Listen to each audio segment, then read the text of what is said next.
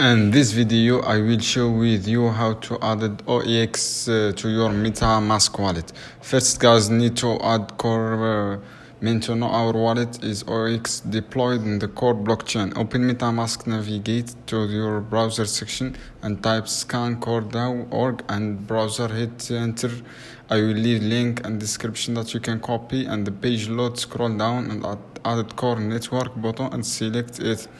Now you just need to confirm additional core and has been automatically added in your wallet, allowing to switch to it. And now it's time to add the OEX contract address. Select import and token. You can copy OEX contract address from video description and below and paste it.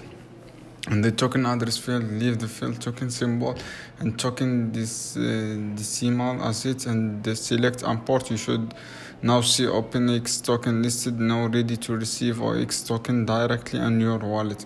Guys, I hope this video helpful for you. Then comment, like, share this video for more content.